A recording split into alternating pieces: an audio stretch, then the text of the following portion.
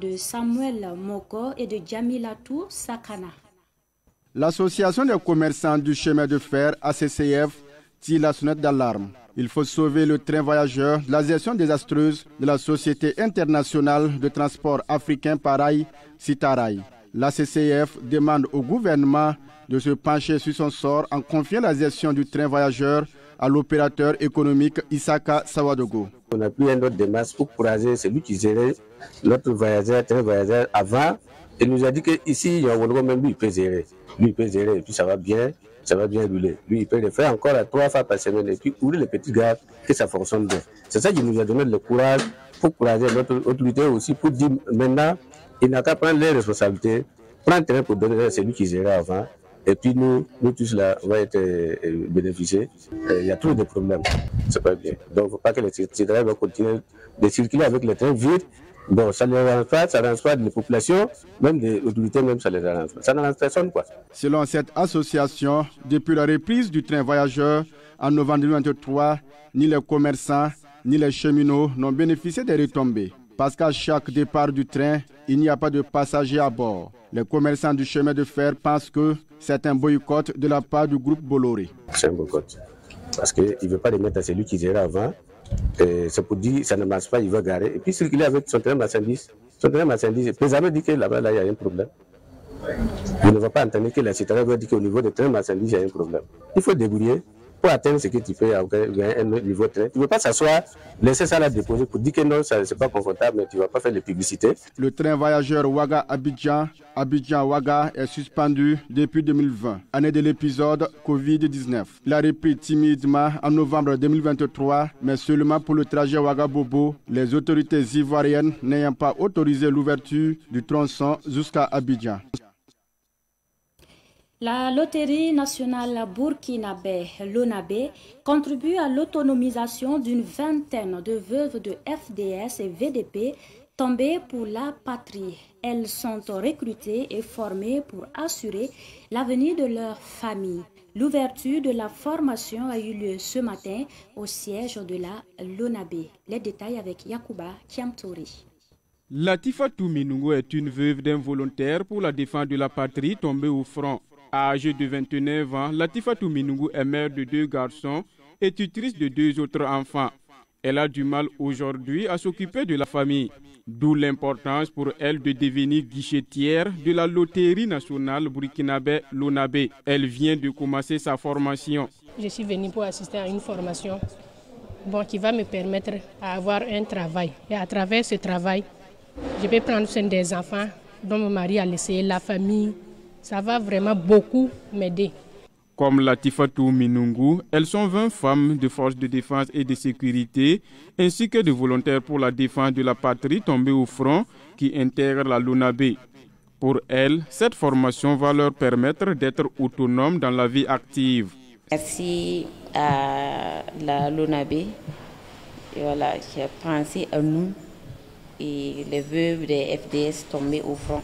Ça, vraiment, ça va nous permettre de prendre soin de nos enfants. Et ça soulage beaucoup, quoi. Ça soulage vraiment beaucoup. Et nous sommes vraiment contentes. Nous sommes vraiment contentes. Si vous remarquez, aujourd'hui, vous ne voyez pas de larmes. Cette formation des femmes de FDS et VDP tombées sur les théâtres des opérations vise à assurer l'autonomisation de ces femmes, selon Ibrahim Ben Arounazarani, directeur général de la LONABé. Cette initiative-là vient soutenir l'ensemble des actions qui sont menées par les plus hautes autorités dans le cadre de l'autonomisation de ces personnes vulnérables. Ça rentre également dans le cadre de la responsabilité sociétale de la LONABé qui, depuis plusieurs années, en tout cas, soutient l'ensemble des secteurs tels que, en tout cas, la santé, l'éducation et en tout cas en matière de solidarité nationale. Je crois qu'on reste dans cette dynamique-là pour pouvoir apporter notre contribution. Je dois dire également que c'est notre façon également de contribuer à cette lutte contre le terrorisme et ce mal et pouvoir en tout cas booster, en tout cas les bouter hors du territoire. Je dois également dire qu'avec la contribution donc, de la LONABé, ça va permettre à ces personnes vulnérables de se prendre en charge en toute dignité. La formation de la loterie nationale burkinabé au profit des femmes de FDS et VDP tombées au front prend fin le samedi 26 avril prochain. Et pour poursuivre, Ahmed, Seïda, Abdoulkader sont des jeunes pris en flagrant délit de circulation à contresens et d'acrobatie sur la voie publique. Après 7 à 9 jours entre les mains des FDS pour des corvées de nettoyage et de pose de pavés, ils témoignent. Il y a de cela 9 jours que je suis ici et on m'a pris pour sens interdit. C'est un truc qui peut causer un accident ou un pur mortel. On est là, on travaille chaque jour, des travaux publics qu'on fait chaque jour, même en ville. J'aimerais dire à mes amis et à tout le monde d'éviter le sens interdit. C'est un truc qui n'est pas bon. C'est un truc qui peut causer un accident très très grave. J'ai cascadé avec une moto et puis on m'a arrêté. Je suis ici depuis dimanche passé. Ça fait exactement 9 jours que je suis là. On ne nous a pas torturés en tout cas. On prend soin de nous en tout cas, mais on nous a gardés pour les corvées. Et chaque jour, on vient nettoyer le monument, on ramasse les châssis, on coupe les buissons aussi. Des fois, on part et fabriquer des pavés ou installer les pavés. Maintenant, j'interpelle à tous mes frères qui font des cascades de moto d'arrêter. C'est un truc qui n'est pas bien.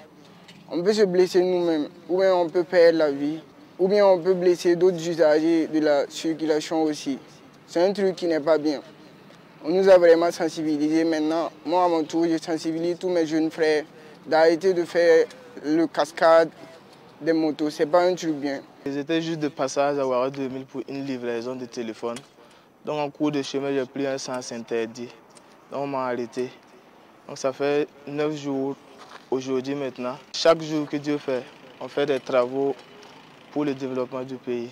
On est venu au monument des martyrs au moins 2 à 3 fois pour le ramassage d'aujourd'hui et participer à la pose des pavés vers le plénium plutôt en ville. Cela va faire 9 jours maintenant. En tant que commerçant, que je ne suis pas parti au marché. Et vraiment, ça m'a pénalisé. Pourquoi? Parce que j'ai raté beaucoup de choses. Dans les 9 jours, là, selon moi, ce que j'ai perdu, peut-être un truc de 150 à 300. Parce que la vente des téléphones, c'est un peu rentable aussi. Et j'invite à tout le monde de respecter la circulation sans interdit, de respecter le feu tricolore, ainsi de suite. Et puis, plus besoin d'importer des feux tricolores coûteux et dépendants du réseau électrique de la Sonabel. Africa Traffic Light System, une entreprise nationale, fabrique désormais des feux de circulation solaire. Ces équipements ont déjà été installés à plusieurs carrefours dans les villes comme Bobo-Dioulasso, Pau et Kokologo. Notre reporter Abdoulaye Kinda est allé sur le terrain pour faire le constat. Issouf Bara, professeur d'électronique, est l'inventeur des feux tricolores solaires. Il lui a fallu 4 ans pour créer le module qui lui a permis de fabriquer son premier feu tricolore. L'idée m'est venue depuis l'université où j'ai lu un rapport de stage de la Sonabel qui montre clairement que les feux tricolores installés au Burkina ne sont pas fabriqués par nous-mêmes et aussi le coût exorbitant de ces feux tricolores m'a fait réfléchir sur un système à mettre en place pour nous-mêmes. Les feux tricolores solaires fabriqués par Africa Traffic Light System présentent plusieurs avantages selon son directeur général Mahamoudou Zalé. Un feu tricolore importé coûte environ 25 millions, mais nous, avec 25 millions, nous pouvons réaliser des feux tricolores pour 2 à 3 carrefours. Nos feux sont résistants et moins chers. Ils fonctionnent à base de plaques solaires et de batteries. Avec les feux importés à la fin du mois, la Sonabel donne des factures à payer et lorsqu'il y a coupure d'électricité, le feu arrête de fonctionner. Nous n'avons pas ces problèmes. Nous sommes une entreprise commerciale, mais nous faisons aussi dans le patriotisme. En 2020, Africa Traffic Light System installait ses premiers feux dans la ville de Bobo-Dioulasso et censure le reste. Les premiers feux installés à Bobo ici, c'était le 20 août, si je ne me trompe pas, en 2020. Voilà, sous la mairie. Pendant ce temps, le maire s'appelait M. Bouré Massanou et jusque-là, ces feux fonctionnent bien. Plus tard, nous avons été sollicités pour installer les feux du groupe Sobicop qui ont été donnés à la population et ces feux ont été installés le 2 mai 2021 pour le pont de la cabine et pour la boulangerie et nous le 2 août 2021. Et jusque-là, ces feux fonctionnent sans problème. Voilà. Après cela aussi, nous avons installé des feux tricolores comment dirais-je, à la SNC qui jusque-là aussi fonctionnent sans problème. On a même eu à installer des feux aussi à Ouangolo, en Côte d'Ivoire, voilà, à Kokologo aussi, et à Pau aussi. À Pau. Ces feux fonctionnent en 12 volts sans convertisseur, c'est-à-dire c'est des panneaux solaires qui rechargent les batteries pour faire fonctionner ces feux tricolores. L'avantage de ces feux est que ces feux fonctionnent 24 heures sur 24 et sont indépendants du secteur Sonabel. Plusieurs démarches ont été entreprises pour présenter les feux tricolores aux autorités selon Issouf Bara. Nous avons eu à approcher les autorités qui ont décidé de nous recevoir. On a même eu à échanger avec la primature qui nous a orientés vers l'ONASER. Et jusque-là, on continue toujours à bien échanger avec eux. L'ONASER même qui a voulu nous accompagner aussi à travers l'installation d'un feu tricolore dans la ville de Pau, courant avril 2024. Jusque-là, les feux ont été installés et ça continue toujours de bien fonctionner. Ces autorités ont promis de nous revenir pour d'autres besoins, s'il y en a. Africa Traffic Light System se dit prête à coopérer avec les autorités compétentes pour l'implantation des feux tricolores partout où le besoin se manifeste. Nous voulons collaborer avec les autorités et ensemble, nous allons réaliser des feux tricolores pour la majorité des carrefours qui en ont besoin.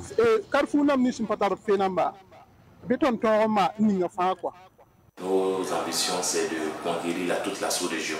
Toute la sous-région, on n'a plus à faire nos preuves encore au Burkina Faso.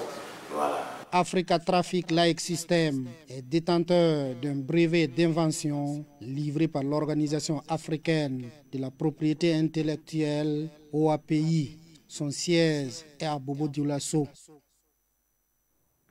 L'actualité dans un autre registre à présent.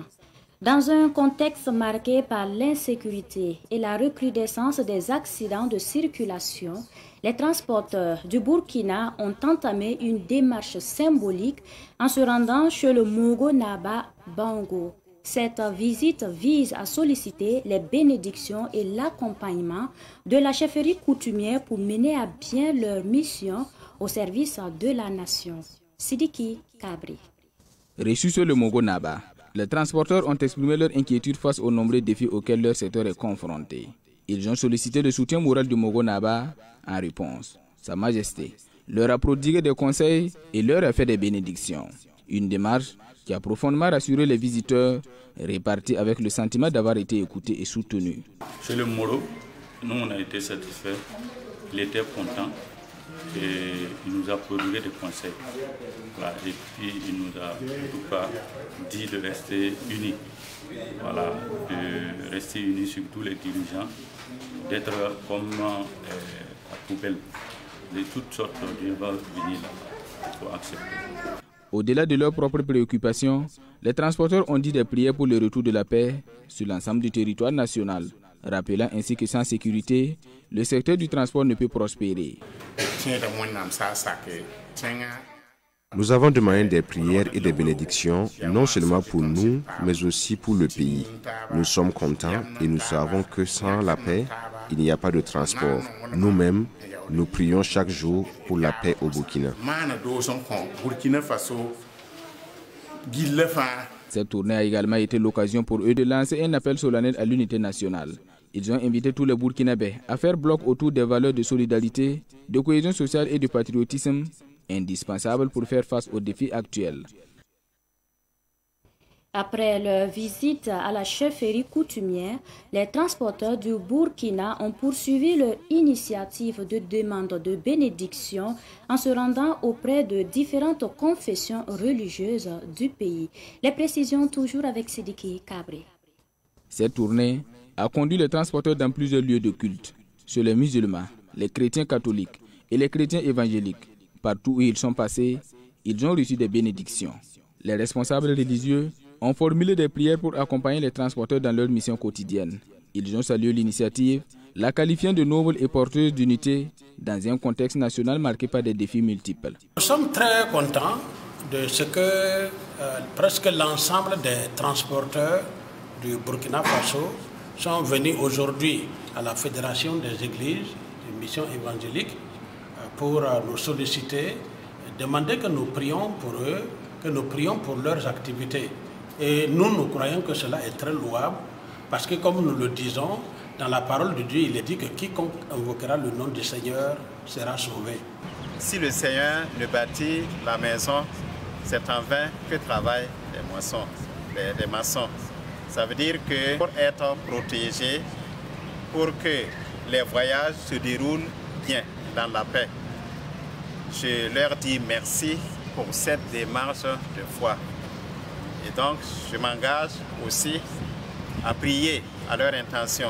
Nous allons faire des demandes de messe dans certaines paroisses et nous nous engagerons aussi à prier pour que le Seigneur protège tous les voyageurs.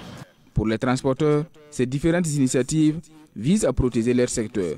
Chez les catholiques qui nous ont reçus, ils ont prié pour nous, ils ont prié pour les transporteurs, ils ont prié pour le pays. Et chez les protestants, c'est la même chose, comme chez le Moro. Donc, ils ont tous prié pour le pays, prié pour les transporteurs et en tout cas, nous prodiguer aussi des conseils. Donc, nous sommes vraiment satisfaits. Nous sommes heureux. Notre initiative vise à demander à Dieu de protéger les transporteurs, de leur éviter des accidents. Les bénédictions sont une arme de protection. Profitant de cette tournée, les transporteurs ont eux aussi prié pour la paix et la cohésion sociale au Burkina Faso.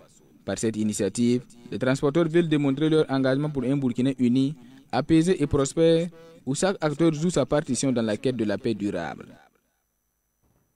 Le programme d'appui aux industries créatrices et à la gouvernance de la culture est en fin de mise en œuvre. Après 5 ans de mise en œuvre, le programme destiné à créer des emplois dans les filières culturelles, entre autres secteurs, affiche un bilan positif avec de nombreux acquis enregistrés.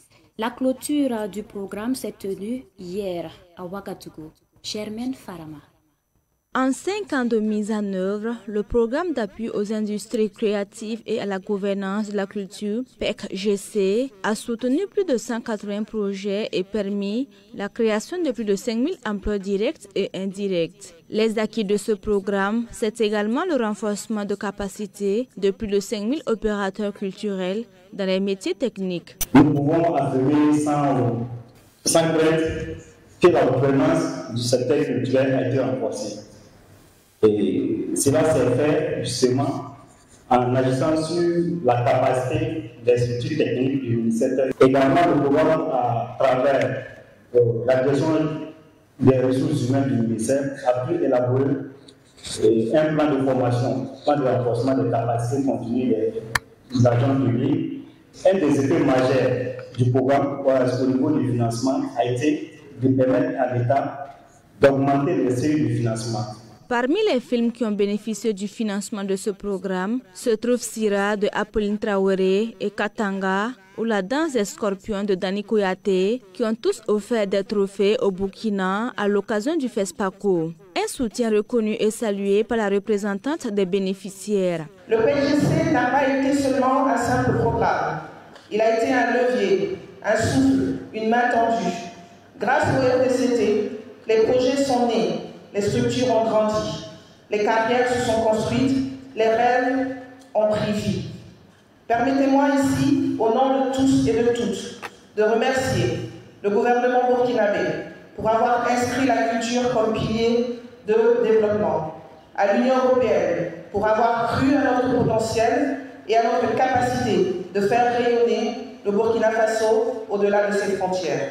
Le PECGC avait pour objectif, entre autres, d'accroître la création d'emplois dans les filières prioritaires du cinéma et de l'audiovisuel, des arts de la scène et des arts plastiques, mais aussi contribuer au renforcement de la gouvernance du ministère en charge de la culture. Au soir de ce programme cofinancé par le gouvernement burkinabé et l'Union européenne, il y a des motifs de satisfaction. 5 ans depuis le début de cette belle aventure commune, le programme prend fin sur des notes très satisfaisantes. Et je crois que nous pouvons être tous très fiers des résultats. L'appui de l'Union européenne à la culture ne s'arrête pas là. Nous poursuivons notre accompagnement aux événements artistiques et culturels majeurs au Burkina Faso à travers diverses formes d'appui. Le ministère, tout comme les acteurs culturels, ont formulé le vœu de voir se poursuivre cette coopération entre le Burkina et l'Union européenne en vue de consolider les acquis. À l'international, en Côte d'Ivoire, la tension monte à quelques mois de la présidentielle d'octobre 2025.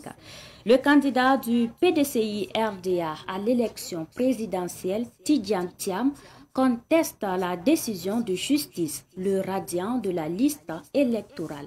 Les détails avec Cynthia Zungrana. Le président du Parti démocratique de Côte d'Ivoire, PDCI-RDA, Tidjane Thiam, est monté au créneau après sa radiation de la liste électorale, conformément à une décision de justice. Dans une déclaration, il dénonce une élimination politique déguisée en décision judiciaire. En fait, ce qui se passe, c'est que le pouvoir vient simplement d'éliminer, à travers un raisonnement juridique inique et incompréhensible, son rival le plus sérieux, ainsi que les sondages le démontrent. Ce n'est pas normal. Et ce n'est pas l'image que je souhaite que notre pays donne de lui-même. Pendant longtemps, on a essayé de faire croire qu'il y avait des dissensions au PDCI, qu'en fait j'étais contesté, mon leadership était contesté. On a aussi publié mensonge après mensonge, calomnie, attaque sur ma nationalité. Le sondage qui est disponible aujourd'hui, qui a été fait tout récemment, montre que les Ivoiriens n'ont accordé aucun crédit à ces attaques, qui n'ont pas marché. Alors, aujourd'hui, les masques sont tombés. Puisque ces attaques n'ont pas marché et que malgré tout, je fais la course en tête, il fallait tout simplement m'empêcher d'être candidat. Ce sont des militants du parti au pouvoir qui ont démarré ces procédures infondées contre moi, représentés par des avocats du parti au pouvoir, portant ces procédures devant des juges nommés par le parti au pouvoir. Et donc voilà plutôt la décision à laquelle nous sommes confrontés ce soir. Malgré cette décision, l'homme politique se dit déterminé à poursuivre sa lutte pour une alternance démocratique en Côte d'Ivoire. Il dit rejeter catégoriquement toute idée de plan B ou C. Cela dit, je n'accepterai pas cette radiation parce qu'elle est injuste, injustifiée et incompréhensible. Le PDCI n'accepterait pas cette radiation. Et d'ailleurs, je remercie tous ceux qui, depuis cet après-midi, depuis que la nouvelle a été annoncée, m'ont envoyé des messages de soutien. J'ai été inondé de messages de soutien. Vraiment, merci. J'apprécie. Ça me fait chaud au cœur. Mais je tiens à vous dire en retour que je suis absolument déterminé à ne pas accepter cette radiation. Je suis absolument déterminé à me battre pour que les Ivoiriens puissent choisir librement celui ou celle qui doit les diriger parmi les 5 prochaines années. Je crois que tous les amis de la Côte d'Ivoire, nous-mêmes les Ivoiriens, la communauté internationale, doit peser dans ce sens. Le PDCI est uni derrière moi. Il n'y aura pas de plan B, il n'y aura pas de plan C. Nous voulons aller à cette élection représentée par le candidat que le PDCI s'est librement choisi, à 99,5% et de façon complètement transparente et démocratique. L'élection présidentielle en Côte d'Ivoire est prévue pour le 25 octobre 2025. L'actualité sportive. Le ministre des Sports, Roland Somda, a fait le point sur l'avancement des travaux du stade du 4 août après une visite effectuée sur les lieux ce mercredi. Il a assuré que les infrastructures du stade du 4 août seront prêtes en juin 2025. À l'issue de cette visite, le ministre a fait savoir que l'entreprise a réalisé 80% des travaux pour 50% du délai. Il a ajouté la ligne rouge à ne pas dépasser, c'est juin 2025. Le Raïmo FC est le premier club qualifié pour la finale de la Coupe du Faso. Hier, lors de la première demi-finale, le club de Bama, dans la région des Hauts-Bassins, a laminé le Real du Faso par un score fleuve de 6-0. Le match s'est déroulé au stade municipal de Dr Issoufou Joseph Konombo. Écoutons les réactions des entraîneurs à la fin du match. Des propos recueillis par Ruben Wilson Kodjo. C'est un naufrage collectif. On ne s'attendait pas à ce score, mais je pense qu'on est tombé face à une belle équipe de Raïmo. Voilà, donc franchement, Raïmo mérite sa victoire. C'est la toute première fois que cela m'arrive de toute ma carrière, mais c'est le football. Voilà, comme je l'ai dit, c'est un naufrage collectif. Et d'ailleurs, bon, je suis le premier responsable, j'assume cette défaite. Voilà, on ne s'attendait pas en tout cas à un score fleuve. Voilà, surtout une demi-finale. Et la Coupe du Faso, je dirais que c'était un bonus. Il fallait clairement jouer la chance. Voilà, mais l'objectif, c'est de se maintenir d'abord en première division. J'avais imaginé une victoire, mais de là à penser à un tel score, je crois qu'il faut vraiment être humble et dire qu'on ne s'y attendait pas. Sinon, nous avons livré des matchs au cours desquels on pouvait gagner par des scores plus larges que ceux-ci. Et disons tout simplement qu'aujourd'hui, c'était un jour de grande réussite pour nous. Et nos poulains ont concrétisé toutes les actions, toutes les occasions qui se sont présentées. La défaite contre USCO était un accident de parcours. Nous les avons lessivés, mais je crois que c'était une bonne réplique par rapport à la lessive qu'ils ont reçue. Ce serait un grand honneur pour moi de saluer ce grand président tant aimé en Afrique, le président Ibé, que tout le monde en Afrique aime. Et ce serait un grand honneur. Et puis, il faudrait qu'on aille cerise sur le gâteau remporter cette victoire. Tous les regards sont désormais rivés vers la seconde demi-finale prévue demain jeudi 24 avril au stade Woubi de Bobo Dioulasso entre l'ASFB et le Sporting Club des Cascades pour connaître l'adversaire du Raïmo FC en finale. Et c'est l'essentiel de cette édition. Merci à vous qui l'avez suivi de bout en bout. Merci pour votre constante fidélité. Bonsoir.